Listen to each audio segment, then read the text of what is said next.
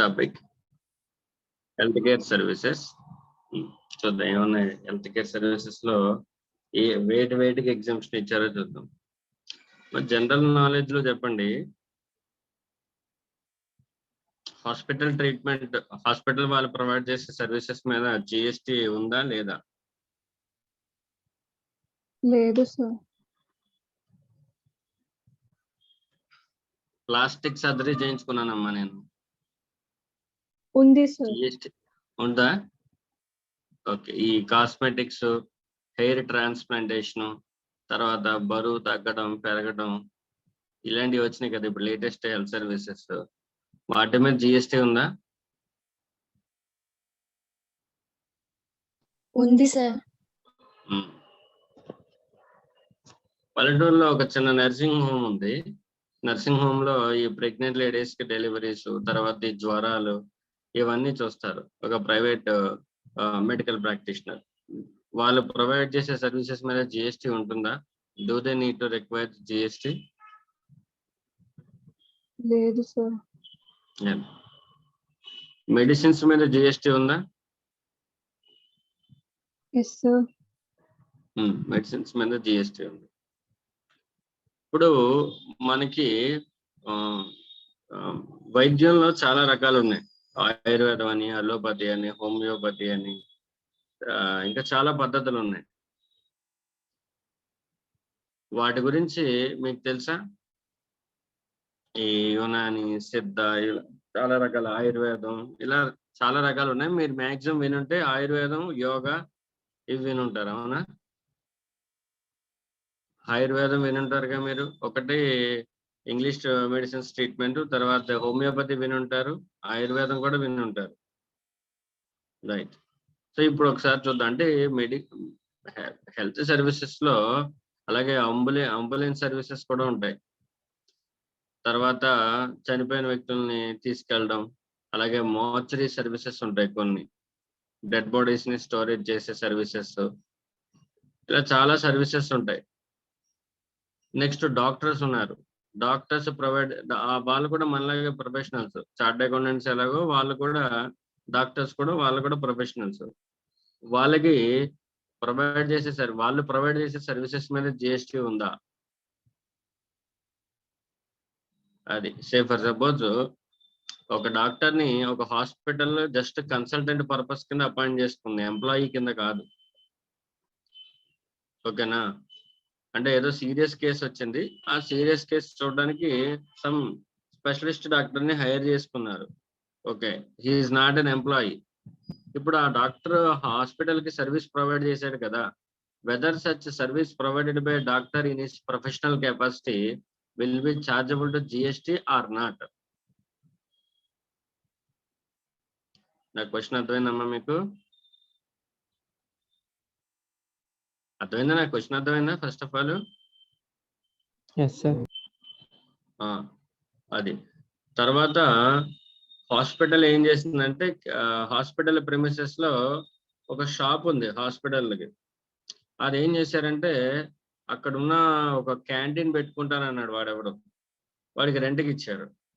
తర్వాత కింద ఎవరో మెడికల్ షాప్ పెట్టుకుంటానన్నాడు, వాడికి రెంట్కి ఇచ్చారు హాస్పిటల్ ప్రిమిసెస్ లోనే.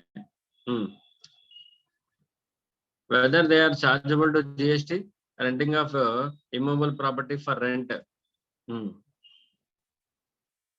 by a hospital,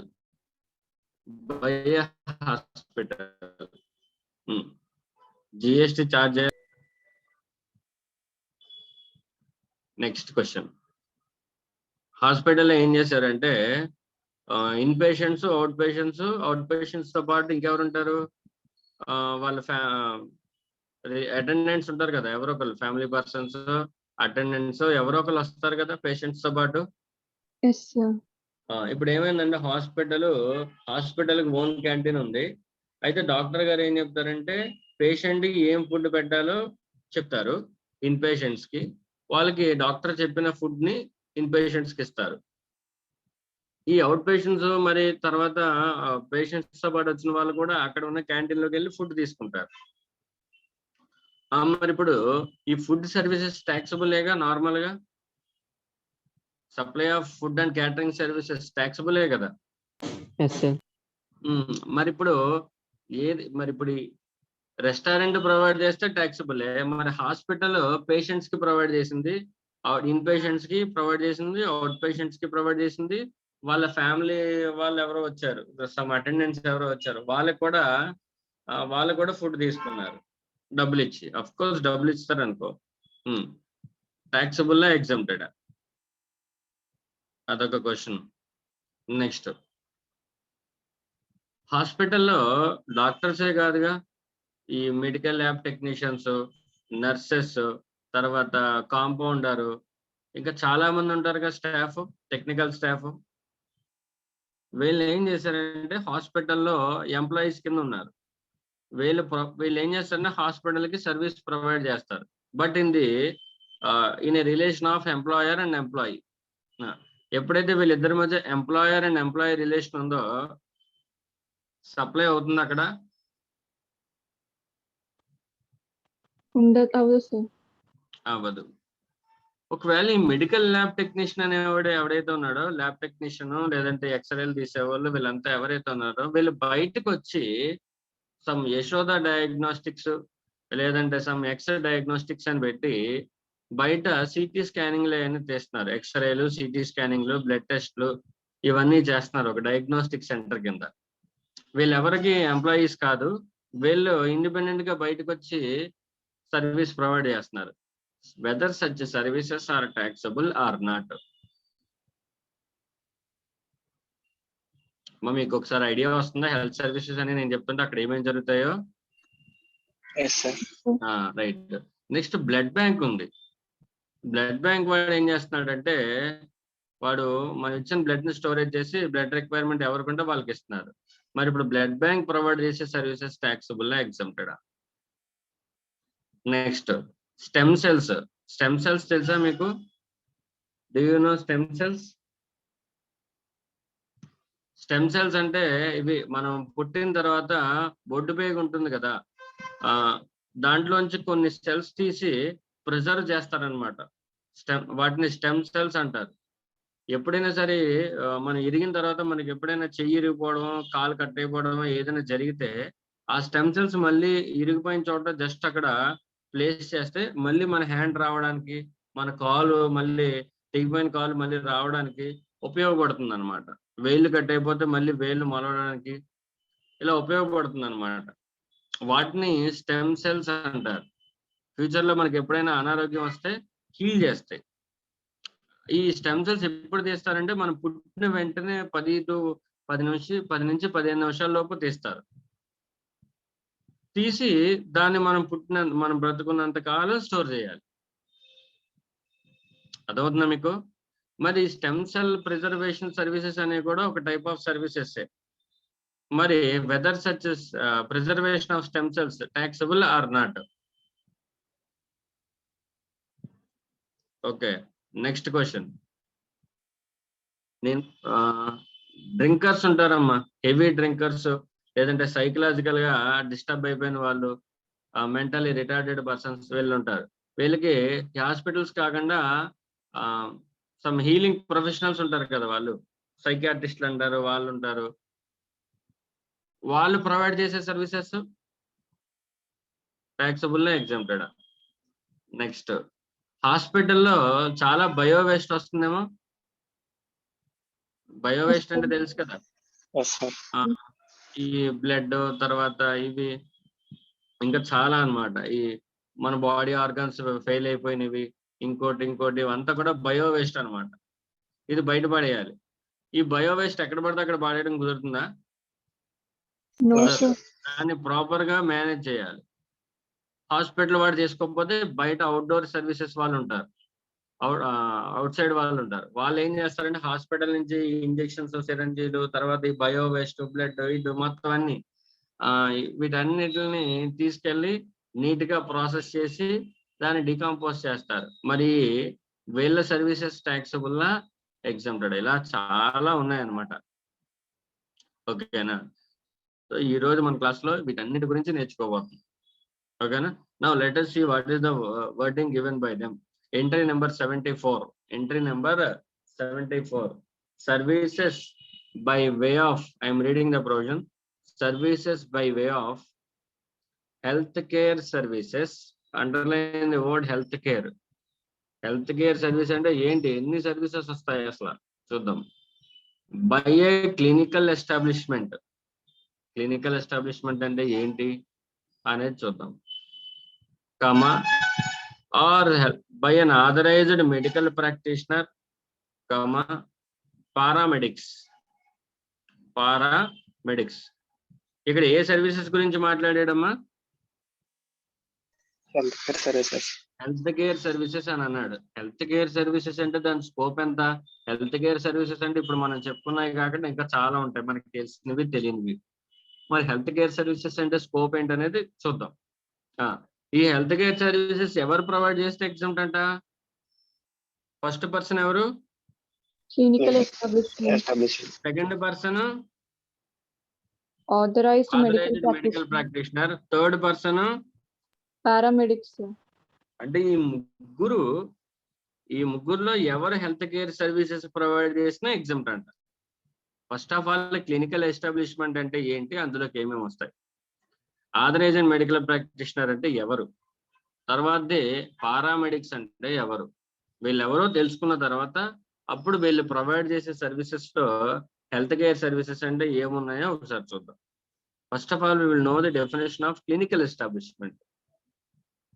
Clinical establishment means a hospital, a nursing home, a clinic, sanitarium, or any other institution by whatever name called that offers services requiring diagnosis or treatment or care for illness or injury or deformity, abnormality or pregnancy in any recognized system of medicines in India. ఏదైనా provide చేయొచ్చు, treatment అవ్వచ్చు, curing అవ్వచ్చు, pregnancy వాళ్ళకి అవ్వచ్చు, diagnostics అవ్వచ్చు, ఏదైనా అవ్వచ్చు. But ఏ పద్ధతిలో? That method of treatment should be recognised by India. Recognised system of medicines in India. Or అవి కాకుండా or a place established as an independent entity or a part of an establishment to carry out diagnostics or investigative services of diseases. Last point ఇంకా depth అమ్మా. Or investigative services of diseases. Investigative services of diseases అంటే ఏమేమి వస్తాయి? ఇక్కడ మళ్ళీ other side develop అవుతుంది. ఏంటంటే research and development, ఆ సర్వీసెస్ ని కూడా ఇంక్లూడ్ చేశాడు. మనకి ఫస్ట్ ఆఫ్ ఆల్ కరోనా వచ్చినప్పుడు ఫస్ట్ ఆఫ్ ఆల్ అది కోవిడ్ కాదా టెస్ట్ చేయాలి కదా, రీసెర్చ్ చేయాలి కదా, దానికి డ్రగ్ కనిపెట్టాలి కదా. ఇవన్నిటిని కూడా హెల్త్ కేర్ సర్వీసెస్ లోనే పెట్టాడు.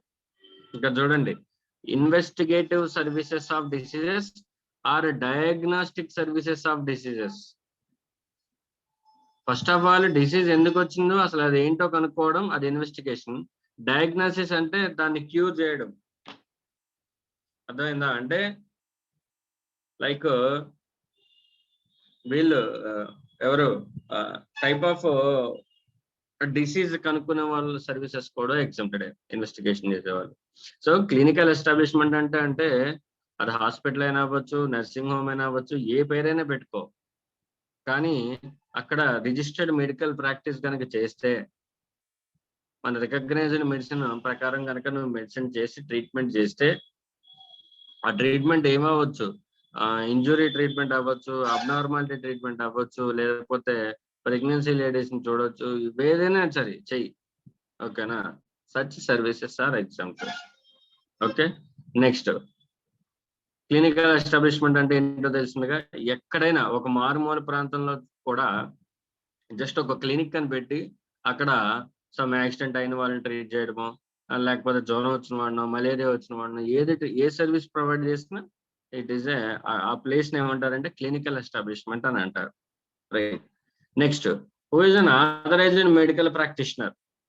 మనం విలేజెస్ లో చూస్తాం కదా, పిఎంపి, ఆర్ఎంపి, వీళ్ళని చూస్తాం కదమ్మా, primary medical practitioner. Next regional medical practitioner అయ్యి ఉంటాయి, సంథింగ్ రికగ్నైజ్డ్ ఏవో ఉంటాయి. వాళ్ళు ఏంటంటే వాళ్ళు డాక్టర్ అంత చదువుకోరు, ఎంబీబీఎస్ చేశారు వాళ్ళు. వాళ్ళే చిన్న చిన్న కోర్సులు చేస్తారు, వాళ్ళ తగ్గ కోర్సులు చేసిన తర్వాత వాళ్ళు మెడికల్ ప్రాక్టీషనర్ కింద ఏమవుతారంటే కౌన్సిల్స్ ఉన్నాయి కదా మనకి, మెడికల్ కౌన్సిల్స్ దగ్గర రిజిస్టర్ అవుతారు. ఆర్ఎంపీ కింద పిఎంపీ కింద రిజిస్టర్ అయ్యి వాళ్ళ దగ్గర నుంచి సర్టిఫికేట్ తెచ్చుకుంటారు. తెచ్చుకుని then they will start practising in the rural areas. అంటే చిన్న చిన్న డిసీజెస్ కి ట్రీట్మెంట్ చేయడం చేస్తారు. వాళ్ళని మెడికల్ ప్రాక్టీషనర్స్ అంటారు. They need to get qualification, they need to get certificate from the medical council in order to practise. ఓకేనా, వాళ్ళని ఆథరైజ్డ్ మెడికల్ ప్రాక్టీషనర్స్ అంటారు. ఓకేనా, నువ్వు ఎటువంటి ఆథరైజేషన్ లేకుండా కనుక సర్వీసెస్ ప్రొవైడ్ చేస్తే then it is not allowed. First ఏంటంటే it is not allowed by the medical council. Second ఏంటంటే జిఎస్టీలో ఖచ్చితంగా ట్యాక్సిబిలిటీ పడుతుంది. ఓకే, నెక్స్ట్ పారామెడిక్స్ అంటే ఎవరో చూద్దాం. పారామెడిక్స్ అంటే paramedics are trained health care professionals. For example nursing staff, physiotherapist. Physiotherapist అంటే మనకి ఈ బాడీ ఎక్సర్సైజ్ చేపిస్తారు కదా వాళ్ళు అనమాట. Next technicians, lab assistants, whatever it may be, వాళ్ళందరినీ కూడా పారామెడిక్స్ అని అంటారు. అర్థమైందమ్మా? ఇప్పుడు మీకు క్లినికల్ ఎస్టాబ్లిష్మెంట్ అంటే ఏంటి, ఆథరైజ్డ్ మెడికల్ ప్రాక్టీషనర్ అంటే ఎవరు, పారామెడిక్స్ అంటే ఏంటో అర్థమైందా మీకు? రైట్, వీళ్ళందరూ కలిసి హెల్త్ కేర్ సర్వీసెస్ ప్రొవైడ్ చేయాలి. Then they are exempt. Sir what is the scope of health care services చెప్పాడు చూడండి. Health care services means any service by way of diagnosis or treatment or care for illness, injury, deformity, abnormality or pregnancy in any recognized system of medicines in India. Recognized system of medicines అంటే ఇవే, allopathy కానీ, యోగా కానీ, naturopathy కానీ, ఆయుర్వేదం కానీ, homeopathy, any type of which, ఇవన్నీ కూడా మన సెంట్రల్ గవర్నమెంట్ రికగ్నైజ్ చేసింది ఈ ట్రీట్మెంట్ పద్ధతులు. నువ్వు ఏ పద్ధతిలో ట్రీట్మెంట్ చేసినా పర్లేదు. ఓకేనా, బట్ ఇవి కాకుండా వేరే ఏమి ట్రీట్మెంట్ చేయకూడదు. ఒకటి మెడికల్ యాక్ట్ ప్రకారం. ఒకవేళ రికగ్నైజ్డ్ సిస్టమ్ లో కాకుండా సమ్ విదేశాల్లో ఫాలో అయ్యే సిస్టమ్, అంటే మన ఇండియన్ గవర్నమెంట్ రికగ్నైజ్ చేయని పద్ధతుల్లో కనుక చేస్తే then such services are taxable. ఓకేనా, and such health care services include services by way of transportation of patient to and from a clinical establishment. అంటే క్లినికల్ ఎస్టాబ్లిష్మెంట్ దగ్గర నుంచి పేషెంట్ ని తీసుకెళ్ళడం ఇంటికి కానీ, లేదంటే ఇంటి నుంచి పేషెంట్ ని తీసుకురావడం క్లినికల్ ఎస్టాబ్లిష్మెంట్ కి. Then such services, such ambulance services are example. Next which does not include, health care services లో ఏమి ఇంక్లూడ్ చేయలేదో చెప్తున్నాడు. Which does not include hair transplantation, cosmetic surgery or plastic surgery. ఈ మూడు services ని health care services లో include చేయలేదు. That means the services, these type of services are taxable. But వీటికి కూడా ఎగ్జామ్షన్ ఇచ్చాడు. ఎప్పుడు ఇచ్చాడంటే when it was undertaken in order to cure A disease are some operation purpose. Okay, ఏదైనా operation purpose కానీ, disease purpose కానీ. సే for suppose ఇప్పుడు నాకు బ్రెయిన్ ఇంజురీ ఉందమ్మా అనుకుందాం, ఏదో ట్రామా లేదంటే ఏదో ఉంది సంథింగ్ బ్రెయిన్ లో. అది తీయాలంటే ఫస్ట్ ఆఫ్ ఆల్ నాకు ఏం చేయాలి, మొత్తం అంతా ఈ జుట్టు అంతా తీసేయాలి. తీసేసిన తర్వాత మళ్ళీ నాకు రాదు అని అనుకున్నాను అనుకో, నా కోసం ఏమైనా హెయిర్ ట్రాన్స్ప్లాంటేషన్ చేయొచ్చు. లేదు యాక్సిడెంట్ లో నాకు ఈ ఫేస్ అంతా కొట్టుకుపోయింది అనుకుందాం, అక్కడ జాది ఇరిగిపోయింది అనుకుందాం, అప్పుడు సంథింగ్ ఏదో బోన్ అది వేసి సమ్ స్కిన్ ఎక్కడదో తీసి అక్కడ మళ్ళీ అంటించారు అనుకుందాం. ఓకేనా, కండ కావాలిగా మరి, అంటించారు అనుకుందాం. అప్పుడు it will even though it is a plastic surgery, but medicine treatment purpose లో భాగంగా చేశారు. అటువంటిప్పుడు it is exempted. Okay, right. So ఏమేమి సర్వీసెస్ ని హెల్త్ కేర్ సర్వీసెస్ లో ఇంక్లూడ్ చేయలేదు, hair transplantation, cosmetic surgery or plastic surgery, అటువంటివన్నీ అన్నమాట. అర్థమైందమ్మా మీకు?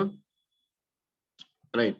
ఇప్పుడు ఈ ఒక్క వర్డ్ మీనింగ్ అర్థమైందా మీకు? First line meaning services by way of health care services by a clinical establishment or an authorized medical practitioner or a paramedics. Clear? Yes, sir. Right.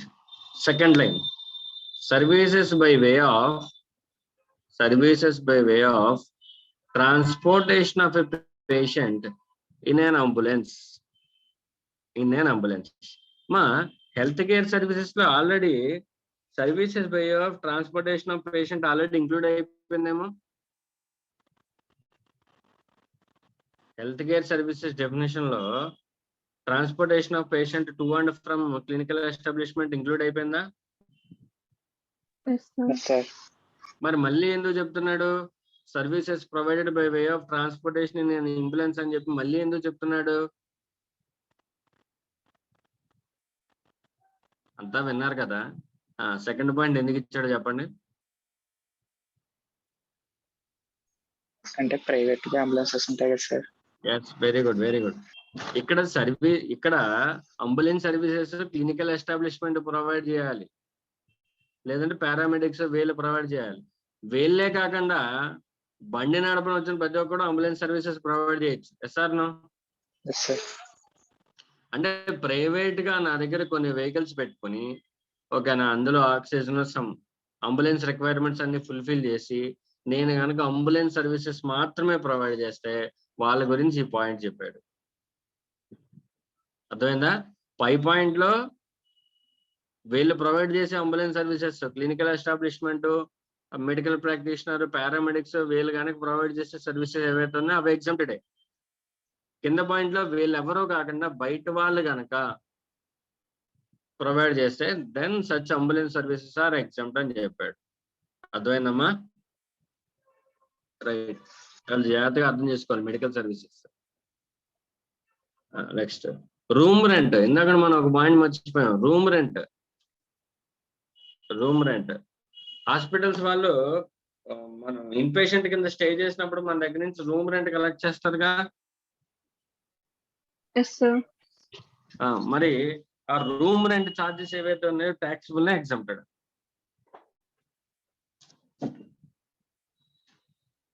Exempt, sir. Exempt. Act ఏం చెప్తుందంటే such room rent charges are exempt. Charges by hospitals అయినా లేకపోతే nursing homes అయినా ఏవైనా సరే ఒక hospital ని ఒక పేషెంట్ ని అడ్మిట్ చేసుకున్నందుకు రూమ్ రెంట్ ఏమైనా ఛార్జ్ చేస్తే then they are exempted. Next services other than health care services in a clinical establishments premises. అంటే హెల్త్ కేర్ సర్వీసెస్ కాకుండా వేరే సర్వీసెస్ అన్నమాట. వేరే ఏముంటాయి సార్ అంటే ఇందాక మనం చెప్పుకున్నాం కదా, రెంటింగ్ ఆఫ్ షాప్స్ కానీ లేకపోతే అక్కడ ఉన్న ప్రిమిసెస్ ని రెంట్కి ఇవ్వడం కానీ, హాస్పిటల్స్ చుట్టూ పెద్ద గ్రౌండ్ ఉందమ్మా, అదేదో సమ్ ఫంక్షన్ కండక్ట్ చేసుకోవడానికి ఇచ్చారు 1 డేకి రెంట్కి. It is an exempt service. Sorry, it will be taxable service. Next advertisements display చేయడం. హాస్పిటల్ ప్రిమిసెస్ లో వేరే వాళ్ళు ఎవరో కంపెనీస్, మెడిసిన్ కంపెనీస్ వాళ్ళు ఫ్లెక్సీలు అడ్వర్టైజ్మెంట్ చేస్తున్నారు. Then such services are also taxable. Next కొన్ని క్లారిఫికేషన్స్ ఇచ్చారు చూడండి అమ్మా. Payment by hospitals to doctors. ఇందాక మనం చెప్పుకున్నాం ఇక్కడ ఏంటిది, payment by hospital to doctor. Hospitals వాళ్ళు డాక్టర్స్ కి ఇచ్చే రెమ్యునరేషన్ కానీ కన్సల్టెన్సీ ఫీజు కానీ ఏవైతే ఉంటుందో అది ట్యాక్సబుల్ ఎగ్జామ్టెడా అనేది క్వశ్చన్. ఎందుకంటే వాళ్ళు ప్రొఫెషనల్ కెపాసిటీలోనేగా సర్వీసెస్ ప్రొవైడ్ చేసేది.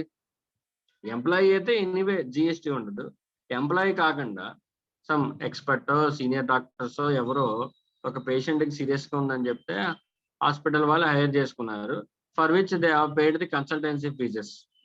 ఆర్ ఇంకోటి ఏమైనా ఏ టైప్ ఆఫ్ ఫీజ్ అని ఇచ్చారు. Whether the such amount paid is taxable or not taxable అనేది క్వశ్చన్. వీడు ఏమంటున్నాడంటే it is an exempt service. ఇలా సీనియర్ డాక్టర్స్ వాళ్ళు ప్రొవైడ్ చేసే సర్వీసెస్ ఏవైతే ఉన్నాయో they are exempt. Next retention money అంటే ఏం కాదు. ఇప్పుడు ఫర్ సపోజ్ ఒక డాక్టర్ని హైర్ చేశారమ్మా, పేషెంట్కి సీరియస్గా ఉంది, మధ్యలో ఒక హాస్పిటల్ ఉంది, ఇటు పక్క ఒక డాక్టర్ ఉన్నాడు. ఈ డాక్టర్ని హాస్పిటల్ వాళ్ళు హైర్ చేసుకొని పేషెంట్కి ట్రీట్మెంట్ ప్రొవైడ్ చేశారు. పేషెంట్ దగ్గర నుంచి ఒక 10,000 లక్ష రూపాయలు తీసుకున్నారు. డాక్టర్కి ఒక 50,000 ఇచ్చి హాస్పిటల్ 50,000 దగ్గర పెట్టుకుంది. దాన్నే రిటెన్షన్ మనీ అంటారు. Retention money. హాస్పిటల్ ఎందుకు పెట్టుకుంది ఆ 50,000 అంటే, ట్రీట్మెంట్ అయితే అతను చేసి వెళ్ళిపోయాడు, కానీ సర్జరీయో ఆపరేషన్ ఏదైతే అతను చేసి వెళ్ళిపోయాడు, కానీ తర్వాత ప్రాసెస్ అంతా కూడా హాస్పిటల్ వాళ్ళే చూడాలిగా. Yes or no? ఎందుకంటే ఈ రెగ్యులర్ గా ఇంజెక్షన్స్ ఇవ్వడం కానీ, తర్వాత ఇంకోటి కానీ ఆ స్టిచెస్ అవి క్లీన్ చేయడం కానీ ఏవైతే అవంతా కూడా హాస్పిటలే చూడాలిగా. దాని నిమిత్తం హాస్పిటల్ దగ్గర పెట్టుకుంది ఒక 50,000. ఓకే, మరి అలా అటువంటి సర్వీసెస్ అన్ని కూడా హెల్త్ కేర్ సర్వీసెస్ లోకి వస్తాయి కాబట్టి such retention money is also exempted. Okay, next food supply to patients. Food supply to patients ఇప్పుడే చెప్పేస్తున్నా. Food supply to in patients అయితే exempt, food supply to out patients and patient attendants అయితే taxable. అదేనమ్మా, in patients కనుక food ఏమన్నా supply చేస్తే then exempt. In patients కాకుండా out patients plus వాళ్ళ ఫ్యామిలీ మెంబర్స్ కానీ ఎవరికైనా సరే ఫుడ్ కనుక ప్రొవైడ్ చేస్తే then it is taxable. GST to be paid by the hospital. Clear?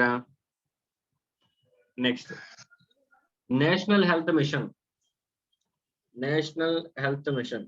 Ambulance services provided by the National Health Mission.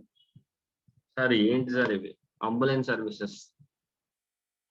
మనకి పల్లెటూరులో అంటే నేషనల్ హెల్త్ మిషన్ అనేది ఏంటంటే, వీళ్ళు ఒక పథకం స్టార్ట్ చేశారు. ఏంటంటే ఆ పథకం పల్లెటూరులో అంబులెన్స్ సర్వీసెస్ ప్రొవైడ్ చేయాలి. గవర్నమెంట్ ప్రకారం గవర్నమెంట్ సర్వీసెస్ అన్నమాట. అది సెంట్రల్ గవర్నమెంట్ అయినా చేయొచ్చు, స్టేట్ గవర్నమెంట్ అయినా చేయొచ్చు. ఆ పథకం కింద చేయాలి.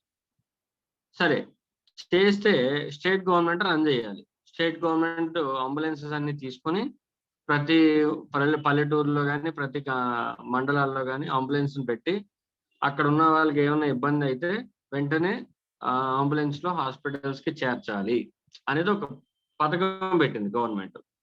అయితే ప్రతి స్టేట్ గవర్నమెంట్ దగ్గర అన్ని అంబులెన్సెస్ ఉండవుగా. Yes sir no?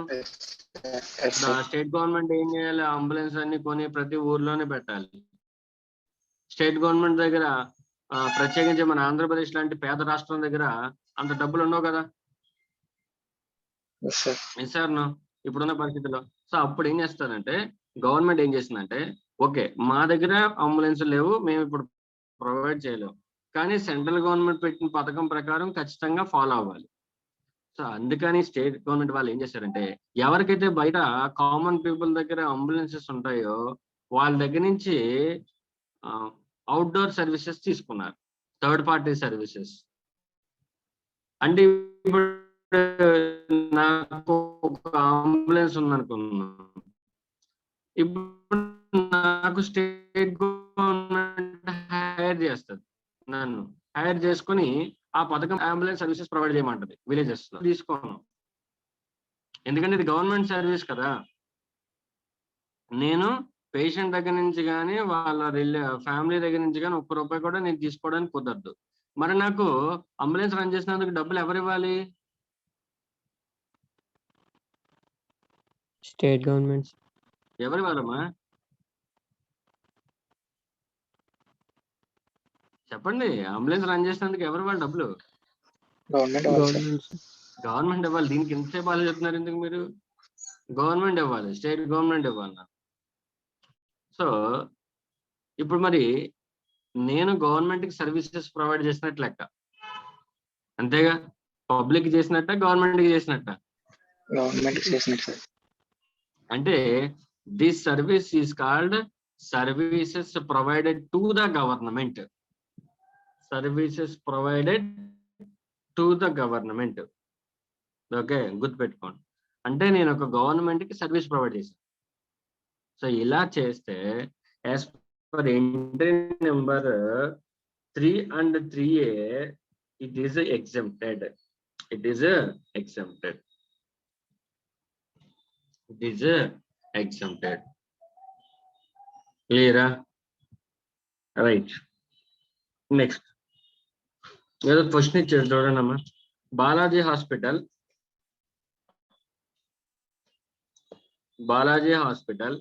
a clinical establishment located in Tirupati is the hospital has its own canteen called Healthy Foods. Okay. The canteen serves the food and drink to the inpatients, underline the word inpatients, as advised by the doctors or nutritionist of the hospital. Doctor చెప్పిన విధంగా inpatients కి food ఇస్తారు. Okay. Apart from this, other patients who are not admitted or attendants or visitors of the inpatients also take food and drink from the canteen. Okay. Examine whether such supply of food and drink or catering services to the inpatients and other people are taxable or exempt under GST. మీరు చెప్పండి అమ్మా, inpatient అందులో ఏది taxable, ఏది exempted? Inpatients కి exempt sir. Inpatients కి provide చేసిన food ఏదైతే ఉందో అది ఎగ్జామ్స్ సార్. అది exempted. Out patients plus visitors కి ప్రొవైడ్ చేసిన ఫుడ్ ఏదైతే ఉందో it is taxable. Right. Services by recognised rehabilitation professionals. Rehabilitation professionals అంటే ఇప్పుడు తాగుడుకి బాగా డ్రింకింగ్ బాగా అలవాటు పడిపోయిన వాళ్ళు, స్మోకింగ్ కి బాగా అలవాటు పడిపోయిన వాళ్ళు,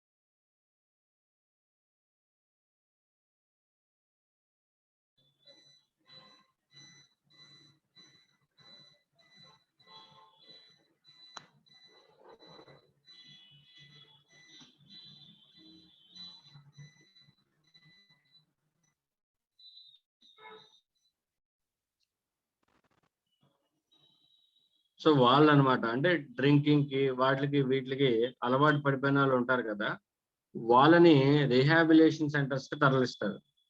ఓకేనా, మెంటలీ రిటార్డెడ్ పర్సన్స్ కి. వాళ్ళు ఏం చేస్తారంటే వాళ్ళకి ట్రీట్మెంట్ ప్రొవైడ్ చేసి వాళ్ళని కరెక్ట్ చేస్తారు. సో సచ్ అంటే ప్రొఫెషనల్స్ చేస్తారు ఇవన్నీ కూడా. Such services provided by the rehabilitation professionals are exempt. Next, cord blood bank services. Cord blood bank అంటే ఇవే stem cells, preservation of stem cells, such type of services are example. Next, veterinary. Very good point. ఇప్పుడు దాకా మనం humans కి provide చేసే health services గురించి చెప్పుకున్నాం. మరి యానిమల్స్ ఆర్ బోర్డ్స్ కి హెల్త్ కేర్ సర్వీసెస్ ప్రొవైడ్ చేయాలిగా. వాళ్ళకి వాటికి ప్రొవైడ్ చేసే సర్వీసెస్ కూడా ఎగ్జామ్టెడే. ఓకేనా, right. Next, common biomedical waste treatment facility. Treatment are disposal of biomedical waste, such type of services are exempt. Such type of services are exempt. Right. Let us do an illustration. Well-being nursing home has received the following amounts in the month of November in lieu of various services rendered by it in the same month. Okay. You are required to determine its GST liability for November from the details furnished below. Okay, ఏమేంటో చూద్దాం. Palliative care అంట, అదేంటో తెలియదు మనకి. Okay, చూద్దాం. Palliative care for terminally ill patients at patients home. చూడండి, patient palliative care is given to improve the quality of life of patients who have a serious or life threatening disease. Okay, మా palliative care అంటే అది taxable నా exempted for terminally ill patients. Nursing home ఏం చేసిందంటే patients ఇంటికి వెళ్ళి treatment చేసి వచ్చారు. ఒక nursing home taxable exempted. Exempted, sir. Exempt ఆడి ఇంటికాడ చేస్తూనే ఉంది, లేదంటే క్లినిక్ లో చేస్తూనే ఉంది. నర్సింగ్ హోమ్ అనేది clinical establishment. Next treatment of ill patients అనేది యాక్సెప్ట్ చేశాడు, హెల్త్ కేర్ సర్వీసెస్ లో ఉంది, and hence it is an example. Next services provided by card blood bank unit of the nursing home by way of preservation of stem cells taxable నా exempted. Exempted, sir. Hair transplant services Taxable, sir. taxable. Ambulance services to transport critically ill patients from various locations to the nursing home, Exempt, sir. exempt. Naturopathy treatments, it is a recognized system of medicine, taxable, exempted. Exempted, sir. Exempted. Next, plastic surgery to restore anatomy of a child affected due to an accident. Plastic Exempted, surgery కానీ Exempted. to restore the anatomy of a child affected due to an accident. Accident లో తనకి ఏదో something ఏదో జరిగింది, face కో something ఏదో, దాని గురించి పాపం ట్రీట్మెంట్ చేసి కుట్లో వేసి ప్లాస్టిక్ సర్జరీ చేశారు. ఇది డిసీజ్ క్యూర్ లో భాగంగా చేశారు, అంతే కదా, అంతే తప్ప అన్నం కోసం చేయించుకోలేదు తను, right, and hence it is not taxable. Next chronic healing treatments, and such a treatment is not a recognized system of medicine. Taxable, exempted. Taxable, sir. Taxable ఎందుకంటే అది రికగ్నైజ్డ్ సిస్టమ్ కాదు. Next mortuary services Exempt, sir. exempted. ఇందాడే చెప్పాను మీకు మా mortuary services ఇవన్నీ కూడా exempted. Okay, so మనకి taxable ఏమన్నా చెప్పండి, ప్రాణిక్ ఒకటి, హెయిర్ ట్రాన్స్ప్లాంటేషన్ సర్వీసెస్ ఒకటి, అవి రెండు taxable. దాని మీద ఒక 18% GST కట్టారు. ఓకేనా, right. Now let us go to passenger transportation. Passenger transportation.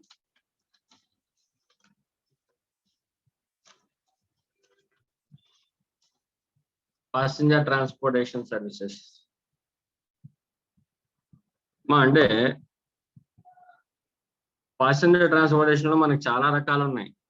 ఇప్పుడు కొత్తగా ఓలా, ఊబర్, తర్వాత ర్యాపిడో, తర్వాత కాంట్రాక్ట్ బేస్ మీద మనం కార్స్ అవి మాట్లాడుకుని వెళ్తుంటాం. తర్వాత ఎయిర్ ట్రాన్స్పోర్టేషన్ ఉంది, road transportation, rail transportation, private transportation, public transportation, metros, and next water way transportation, rope way transportation, ఇలా చాలా రకాల ట్రాన్స్పోర్టేషన్ మోడ్స్ ఉన్నాయి కదా. ఈరోజు మళ్ళీ ఆ ట్రాన్స్పోర్టేషన్ మోడ్స్ లో కేటగిరీస్ ఉన్నాయి, air conditioner, non air conditioner, ఇలా చాలా ఉన్నాయి. ఓకేనా, సో ఈ రోజు మనం ఏం చేద్దాం అంటే ఏ మోడ్ లో వెళ్తే టాక్సిబుల్, ఏ మోడ్ లో వెళ్తే ఎగ్జాంప్టెడ్. మీరు చెప్పండి అమ్మా, ఏరోప్లేన్ టికెట్స్ ఉన్నాయి, ఫ్లైట్ టికెట్స్ మీద GST ఉందా లేదా? ఉంది సార్. ఉంది, కానీ కొన్ని ఏరియాస్ లో ఫ్లైట్ టికెట్స్ మీద GST లేదు. ఎనీవే ఫ్లైట్ అనేది లగ్జరియస్ మోడ్ ఆఫ్ ట్రాన్స్పోర్ట్, కానీ కొన్ని ఏరియాస్ లో ఫ్లైట్ మీద GST లేదు, కొన్ని ఏరియాస్ లో ఉంది. Okay, so now let us see what are the services type of passenger transportation that are exempt from GST. First, transportation of services with or without accompanied belongings, అంటే luggage ఉన్నా luggage లేకపోయినా. Transportation of passengers by entry number 15 మనం చదివేది. Transportation of passengers by air, by non-air conditioned contract carriage, and by stage carriage. ఈ 3 methods లో exempt అంట. ఎక్కడెక్కడమ్మా? Transportation of passengers by air exempted, by non air conditioner contract carriage exempted, by stage carriage exempted. చూద్దాం, ఇంకా depth చూద్దాం. But outline ఏంటంటే transportation of passengers by air exempt, and next transportation of passengers by non AC contract carriage exam, stage carriage, non AC stage carriage exam. So air exempt అన్నాడు, కానీ దానికి ఒక condition చెప్పాడు. Air mode లో passenger transportation exempt అన్నాడు, దానికి ఒక conditions చెప్పాడు. ఏంటో చూద్దాం. ఎప్పుడు ఎగ్జామ్ట్ అంటే when the passengers are embarking from or terminating in an airport located in the state of Arunachal Pradesh, Assam, Manipur, Meghalaya, Mizoram, Nagaland, Sikkim, Tripura, or at a Bagdogra airport located in the West Bengal. ఏం చెప్పాడమ్మా? Passenger transportation by air is exempted, but only in which areas or which states? ఏ states లో చెప్పండి?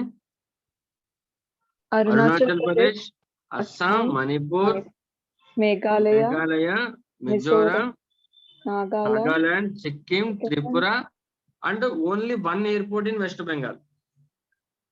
మిగతా states లో ఏ airport అయినా exempted, but West Bengal లో ఎక్కడ only 1 airport. Which airport it is? Bagdogra airport in West Bengal. అంటే రిమైనింగ్ స్టేట్స్ లో ఏ ఎయిర్పోర్ట్ నుంచి ఎక్కినా ఎగ్జామ్టెడే, but in case of West Bengal అంటే అక్కడ మాత్రం ఓన్లీ బాగ్డోగ్రా ఎయిర్పోర్ట్ కి మాత్రం ఎగ్జామ్ట్ ఇచ్చారు. వెస్ట్ బెంగాల్ లో కోల్కతా కూడా ఉంది కదా, బట్ కోల్కతా ఎయిర్పోర్ట్ కి ఎగ్జామ్షన్ ఇవ్వలేదు. ఓన్లీ వెస్ట్ బెంగాల్లో బాగ్డోగ్రా ఎయిర్పోర్ట్ కి మాత్రమే ఎగ్జామ్షన్ ఇచ్చాడు. Have to be careful here. Sir ఎందుకు ఈ స్టేట్స్ లోనే ఎయిర్ ట్రాన్స్పోర్టేషన్ ఆఫ్ ప్యాసింజర్స్ కి ఎగ్జామ్షన్ ఇచ్చాడు? In order to promote the air travel, in those states. అందుకే ఎగ్జామ్షన్ ఇచ్చాడు. ఓకేనా? రైట్. సో అంటే ఎయిర్ లో అందరికీ ఎగ్జామ్టెడ్ కాదు, వీళ్ళకి మాత్రం exempted. Suppose if I fly from Andhra Pradesh Vijayawada to Delhi airport, taxable ఎగ్జామ్టెడా? అన్నవరం ఎయిర్పోర్ట్ నుంచి ఢిల్లీ వెళ్ళిన taxable ఎగ్జామ్టెడా? taxable. అంత డౌట్ అవసరం లేదు, వీటికి మాత్రం ఎగ్జామ్టెడ్. ఢిల్లీ నుంచి అరుణాచల్ ప్రదేశ్ వచ్చాను, taxable ఎగ్జామ్టెడా? Exempted sir. ఎగ్జామ్టెడ్. ఎందుకంటే ఎంబార్కింగ్ ఫ్రమ్ ఆర్ టెర్మినేటెడ్, అక్కడి నుంచి వచ్చే ఫ్లైట్ అయినా అక్కడికి వెళ్ళే ఫ్లైట్ అయినా రెండింటికి ఎగ్జామ్టెడే. అర్థమైందా? ఢిల్లీ నుంచి అరుణాచల్ ప్రదేశ్ వెళ్ళా, ఎగ్జామ్టెడ్. అరుణాచల్ ప్రదేశ్ నుంచి ఢిల్లీ వచ్చా, అది కూడా ఎగ్జామ్టెడ్. క్లియరా? నెక్స్ట్ ఇంకో పాయింట్ మీకు ఏం తెలియాలంటే, కాంట్రాక్ట్ గ్యారేజ్ అంటే ఏంటి, స్టేజ్ గ్యారేజ్ అంటే ఏంటి? కాంట్రాక్ట్ గ్యారేజ్ అంటే నేను ఒక వెహికల్ ని కాంట్రాక్ట్ కి మాట్లాడుకున్నా, ఒక కారో ఒక ట్రావెలరో ఏదో ఒకటి నేను కాంట్రాక్ట్ కి మాట్లాడుకున్నా. నేను మా ఫ్యామిలీ సరదాగా టూర్ వేసి రావడానికి, ఓకేనా? సో దాన్ని కాంట్రాక్ట్ క్యారేజ్ అంటారు. క్యారేజ్ అంటే నథింగ్ బట్ మా పాసింజర్స్ ని తీసుకెళ్లేదాన్ని క్యారేజ్ అంటారు. అది గూడ్స్ అయితే గూడ్స్ క్యారేజ్ అంటారు, పాసింజర్ అయితే పాసింజర్ క్యారేజ్ అంటారు. అది నేను కాంట్రాక్ట్ కి మాట్లాడుకుంటే దాన్ని కాంట్రాక్ట్ క్యారేజ్ అని అంటారు. ఓకేనా? సో నేను ఒక వెహికల్ ని కాంట్రాక్ట్ మాట్లాడుకుని నేను ఏదో సంథింగ్ ట్రిప్ వేసి వచ్చాను. సో అలాగా పాసింజర్ ట్రాన్స్పోర్టేషన్ కనుక త్రూ కాంట్రాక్ట్ క్యారేజ్ కనుక చేస్తే దట్ ఈజ్ ఎగ్జామ్టెడ్. బట్ ఆ కాంట్రాక్ట్ క్యారేజ్ లో ఏముండకూడదు, ఏసీ ఉండకూడదు. అర్థమైందమ్మా? ఏసీ ఉండకూడదు. Non air condition contract carriage అయితేనే exempted, air condition contract carriage అయితే మళ్ళీ ట్యాక్సిబుల్. రైట్. స్టేజ్ గ్యారేజ్ అంటే మోర్ దెన్ 6 మెంబర్స్ పాసెంజర్స్ ఉండి సీటింగ్ కెపాసిటీ, స్టేజ్ వైజ్ గా డిఫరెంట్ ఫేర్స్ పెట్టారు, దాన్ని స్టేజ్ క్యారేజ్ అని అంటారు. ఓకేనా? అంటే ఇప్పుడు సే ఫర్ సపోజ్ మనకి ఆర్టీసీ బస్ ఉంది. ఆర్టీసీ బస్సులో ఏమవుతుంది, మనం ఎక్కడ ఎక్కామో ఎక్కడ దిగామో దాన్ని బట్టి stage of entry and stage of departure ఏదైతే ఉందో అక్కడ వరకు మనకి ఛార్జెస్ పడతాయి. అంటే స్టేజెస్ ప్రకారం ఫేర్ కలెక్ట్ చేస్తారు, దాన్ని స్టేజ్ క్యారేజ్ అని అంటారు. సో స్టేజ్ క్యారేజ్ ట్రాన్స్పోర్టేషన్ అయితే ఎగ్జామ్టెడ్, ప్రొవైడెడ్ ఆ స్టేజ్ క్యారేజ్ లో ఏముండకూడదు, ఎయిర్ కండిషనర్ ఉండకూడదు. అంటే ఎయిర్ కండిషనర్ అంటే ఒక లగ్జరియస్ మోడ్ ఆఫ్ ట్రావెల్ అని అర్థం, దానికి చార్జబిలిటీ ఉంటుంది. ఓకేనా? నెక్స్ట్, కాంట్రాక్ట్ క్యారేజ్ లో కూడా రేడియో ట్యాక్సీకి ఎగ్జామ్షన్ ఇవ్వలే. కాంట్రాక్ట్ క్యారేజ్ లో రేడియో ట్యాక్సీకి ఎగ్జామ్షన్ ఇవ్వలేదు, అదర్ దాన్ రేడియో ట్యాక్సీకి ఎగ్జామ్షన్ ఇచ్చాడు. ఆ రేడియో ట్యాక్సీ అంటే ఏంటి సార్ అంటే ఇప్పుడు మనకి ఈ ఓలా, ఊబర్ ఇవన్నీ ఉన్నాయి కదా, వాటిని రేడియో ట్యాక్సీస్ అని అంటారు. ఏంటి సార్ అంటే జిపిఎస్ కనెక్ట్ అయి ఉన్న ఒక వెహికల్ ని రేడియో ట్యాక్సీ అని అంటారు.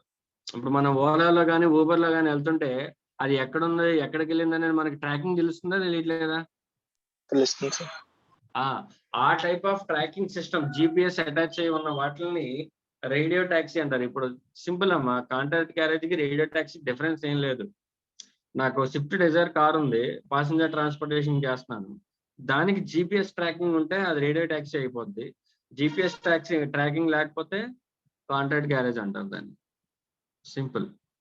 అంటే say for suppose if I'm travelling through this radio taxi, Ola or Uber, then it is a taxable service. If I am traveling in a vehicle which does not have any GPS positioning, GPS లేదు దానికి, then it is an exempted. అర్థమైందా, అర్థం కాలేదా?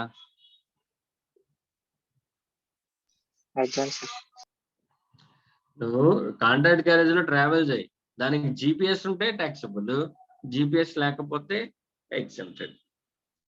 And ఆ contract carriage లో AC ఉండకూడదు, non AC ఉండాలి. Stage carriage లో అంతే, నాన్ ఏసీ స్టేజ్ క్యారేజ్ అయితేనే ఎగ్జామ్టెడ్. ఎయిర్ లో ఎగ్జామ్టెడ్. ఇక్కడ రైల్ గురించి కానీ వాటర్ వే గురించి కానీ చెప్పాడమ్మా? చెప్పలేదు సార్. చెప్పలేదు. ఇప్పుడు ప్రజెంట్ మనకంతా కూడా రోడ్ ట్రాన్స్పోర్టేషన్ గురించి చెప్పాడు ఇక్కడ, అవునా? సో వాటర్ వే గురించి, రైల్వే గురించి చూద్దాం. ఇది అర్థమైంది కదా? Right. Next, transportation of passengers by different modes, అందులో ఎంట్రీ నెంబర్ 17 చూద్దాం. Services of transportation of passengers with or without accompanied belongings by railways are exempted, by metro railway or monorail or tram cars or tramway exempted, by inland waterways exempted, by public transportation in a vessel between the place located in India is exempted, and meter cabs or auto rickshaws are exempted. ఇక్కడ అన్నిటి గురించి వచ్చేసింది. ఏమన్నాడు? Transportation of passengers with baggage or without baggage in a railways is exempted, అంటే railway mode exempted. Next water ways గురించి చెప్పాడు చూడండి. రైల్వేలో మళ్ళీ మెట్రో రైలు, మోనో రైలు, ట్రామ్ వేలు ఇలా చాలా ఉంటాయి. ట్రామ్ వేస్ కోల్కతాలో ఉంటుంది, ట్రామ్ వేస్. మెట్రో రైలు అన్ని మెట్రో సిటీస్ లో ఉంటుంది. Okay, right. Local trains etcetera etcetera అవన్నీ కూడా exempted. Okay. Inland water ways అంటే నేషనల్ వాటర్ వేస్ లో, అంటే మన ఇండియాలో ఉన్న వాటర్ వేస్ లో ట్రాన్స్పోర్టేషన్ చేస్తే అది exempted. Next, public transportation in a vessel between places located in India, అంటే ఈ ఇన్లాండ్ వాటర్ వేస్ కి దీనికి డిఫరెన్స్ ఏంటి సార్ అంటే, ఇన్లాండ్ వాటర్ వేస్ అంటే మనం ఇప్పుడు కేరళలో చూసాం అనుకో, కేరళలో ప్రిడామినెంట్ మనకంటే బస్సు ట్రాన్స్పోర్టేషన్ కానీ కేరళలో ట్రాన్స్పోర్టేషన్ వాటర్ వేసే కదా. అవును సార్. అక్కడ ఆ transport system exempted. Okay, next ఇదేంటంటే పబ్లిక్ ట్రాన్స్పోర్టేషన్ ఇన్ వెజల్ అంటే, సే ఫర్ సపోజ్ నేను చెన్నై నుంచి కాకినాడ వచ్చా పోర్ట్లో వెసల్లో, then it is an exempted. ఇక్కడ నుంచి అండమాన్ వెళ్ళా, వైజాగ్ నుంచి అండమాన్ వెళ్ళా, లేదంటే కాకినాడ నుంచి అండమాన్ వెళ్ళా వెజల్లో, it is also an exempted. లేదా మాల్దీవ్స్ వెళ్ళా, ఎగ్జామ్టెడ్. ఓకేనా, that's what they are saying. అంటే టూరిజం పర్పస్ అవ్వకూడదు. టూరిజం పర్పస్ కాకుండా జస్ట్ నేను బస్ ఎలాగైతే యూజ్ చేస్తానో అలాగా వెజల్ని యూజ్ చేసుకుని ఒక ప్లేస్ నుంచి ఇంకో ప్లేస్కి, అది కూడా మన ఇండియాలో ఉన్న పోర్ట్స్ మధ్య కనుక ప్యాసింజర్ ట్రాన్స్పోర్టేషన్ జరిగితే then such services are exempted. Next, meter cab or auto rickshaws are exempted. Meter cab and auto rickshaws are ఇప్పుడు కొత్తగా ఈ రిక్షాస్. అంటే ఇప్పుడు బ్యాటరీ సిస్టమ్స్ వచ్చేసాయి కదమ్మా, పవర్ సిస్టమ్స్.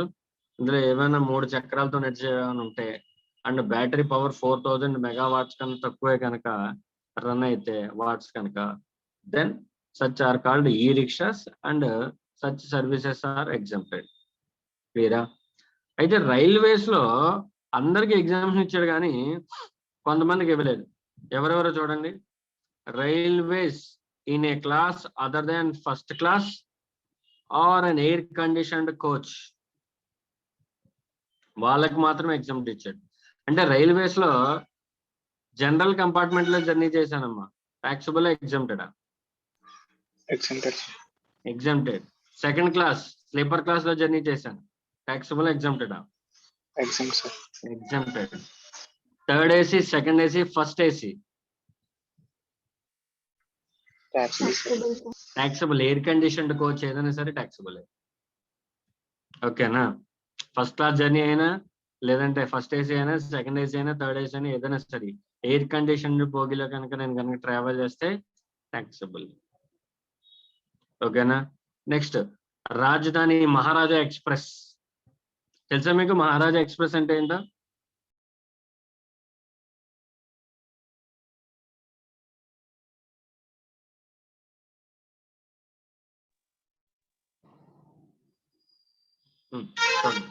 మహారాజా ఎక్స్ప్రెస్ అంటే ఏంటో తెలుసా మీకు?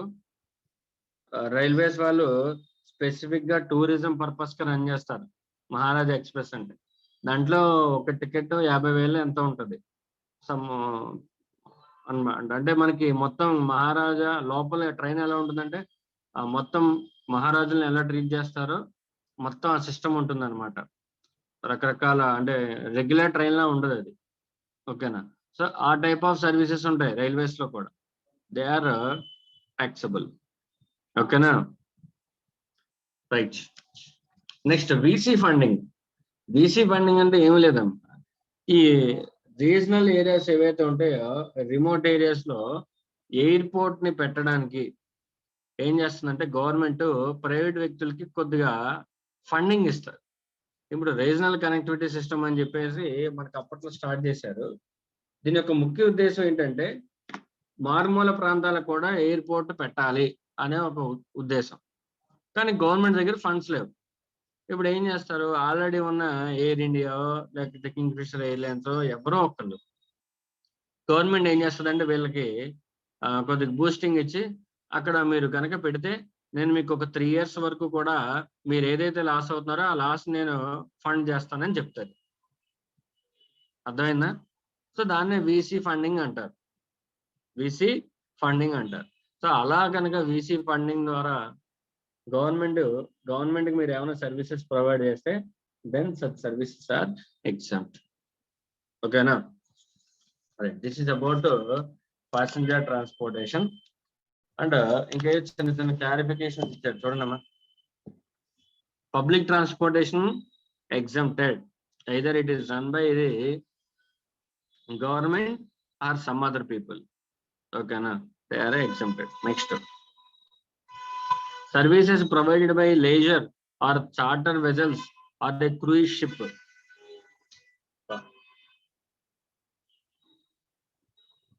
క్రూయిజ్ షిప్ మనకి యాచెస్ ఇవన్నీ ఉంటాయి కదా, ఓకే చార్టర్ వెజల్స్ అవి వేసుకొని బాగా కొద్దిగా రిచ్ పీపుల్ ఏం చేస్తారంటే చార్టర్స్ అవి బుక్ చేసుకొని అలా ఎంజాయ్ చేస్తూ ఉంటారు టూరిజం పర్పస్ మీద.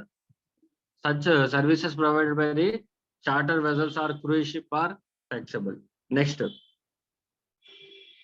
transportation of passengers by way of ropeway taxable. Ropeway taxable. ఓకేనా, గుర్తుపెట్టుకోండి. నెక్స్ట్ ఈ ఎయిర్ టికెట్స్ ఇవన్నీ ఉన్నాయనుకో, జిఎస్టి పడకముందే ఎయిర్పోర్ట్ వాళ్ళు ఏం చేస్తారంటే రకరకాల ట్యాక్స్లు వేస్తారు టికెట్ మీద. ఓకేనా, luxury tax, some entertainment tax ఏవో వేస్తారు. ఈ ట్యాక్సెస్ అన్ని కూడా జిఎస్టి పడకముందే ఇంక్లూడ్ అయిపోయి ఉండాలి. అది మనకు ఆల్రెడీ తెలుసు, ఊరికే ఆడ ఒక పాయింట్ ఇచ్చాడు, అది వదిలేసేయండి. Next illustration 11. Let us see the illustration 11. PQR Limited is engaged in providing services of transportation of passengers by the following modes in the month of November. Okay, ఏంటో చూడండి ఆ సర్వీసెస్, మీరే చెప్పాలి నాకు. Service of transportation of passengers by vessels in national waterways, taxable, exempted? Exempt. Service of transportation of passengers by air conditioned stage carriage, taxable, exempted? Taxable. Air conditioned stage carriage అన్నారు, taxable. Service of transportation of passengers by non air conditioned stage carriage, Exempted, sir. exempt. Service of transportation of passengers by contract carriage for tourism, Taxable, sir. taxable. Tourism purpose అయితే taxable. Okay. Service of transportation of passengers from Mumbai to Chennai airport, sorry airport కాదు, Chennai port in a vessel అంటే ship ద్వారా, and such service is not for tourism purpose, taxable, exempted? Exempted, sir. Service of transportation of passenger in metered cab, Exempted, sir. exempted. Service of transportation of passengers in radio taxi, Taxable, sir. taxable. Service of transportation of passengers in non-air conditioned contract carriage, Exempted, sir. non-air conditioned, exempt. Service of transportation of passengers in air conditioned contract carriage, Taxable. taxable. అంతేనమ్మా. This is about passenger transportation service. Let us see the goods transportation services in tomorrow's class. Okay, right. ఏమైనా doubts ఉన్నాయమ్మా?